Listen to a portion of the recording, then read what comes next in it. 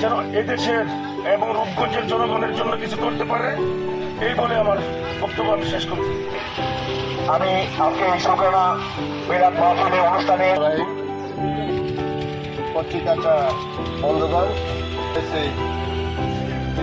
MP সাহেব পাশ করতে এই উদ্দেশ্য নিই যেন বিয়া সাহেব আমাদের সুন্দরভাবে পরিচালনা করতে পারে আমাদের থানাকে কিছু বলার জন্য জানাচ্ছি।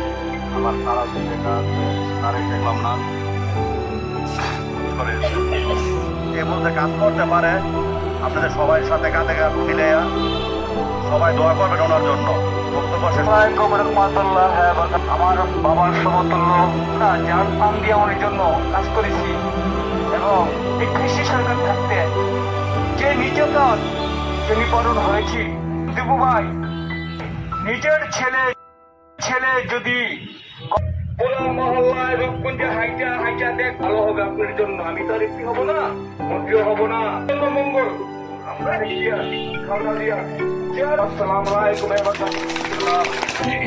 ধন্যবাদ ফাইজ ভাইকে এই পর্যায়ে নিয়ে আসেন। আমাদের কথা বলার সুযোগ করে দেওয়ার জন্য এবং কষ্টের পরে অনেক ত্যাগের পরে আমরা বিজয়ের দ্বার প্রান্তে এসেছি এবং আমাদের না, এই বিজয় রূপগঞ্জের বিজয়।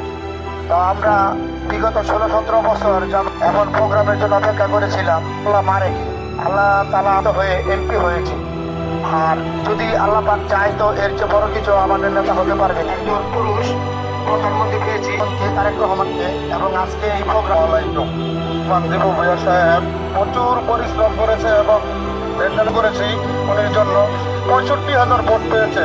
সেজন্যই সবাই কাজ করতে হবে, ঠিক আছে? দুঃখ কষ্ট থাকবেই, এটাই আমরা বলতে হবে। মাহফিলের আয়োজন করেছি। সম্মানিত এলাকাবাসী, আমাদের সবার সম্মিলিত প্রচেষ্টায় আমাকে জয়যুক্ত করতে পেরেছি। দলের পক্ষ থেকে ধন্যবাদ। আজকে রূপগঞ্জের মাটিও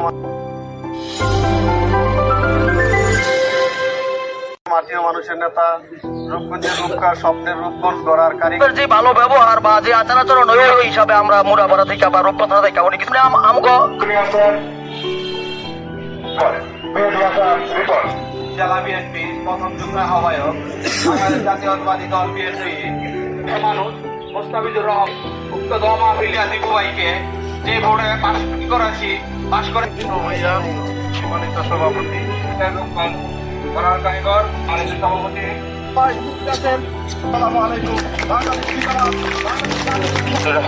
নির্বাচনে নারায়ণগঞ্জ 1 ভোটে জয়ী হয়ে গেছে আমাদের প্রাণপ্রিয় নেতা, রূপগঞ্জের গণমানুষের নেতা জনাব মোস্তাফিজুর রহমান দীপু ভাই। রূপগঞ্জবাসীর সবার জন্য দোয়া করবেন। ওনার পরিচয়টাকে ধরে রাখা খুব কঠিন হতে পারে।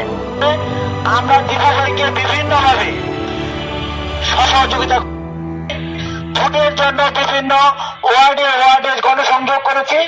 অনেক বেশি কঠিন প্রিপারেশন নিতে পারেন, তাহলে অবশ্যই জনতার চিন্তা করবেন। সেই দায়িত্ব পালন করেছি।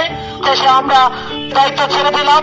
আল্লাহর কাছে প্রার্থনা করি সেই ওয়াদা পালন করে সাধারণ মানুষের পাশাপাশি থেকে করে যাবেন রূপগঞ্জ করার জন্য। যেহেতু আমাদের মিলাদ মাহফিল হবে, আমাদের মাঝে উপস্থিত হয়েছে রহমান ভূঁইয়ার জন্য আমরা দোয়া করবো। আমাদের সাথে সময় দিয়েছেন, যেহেতু আপনারা তবে আমাদের নেতা জনাব মোস্তাফিজুর রহমান ভূঁইয়াকে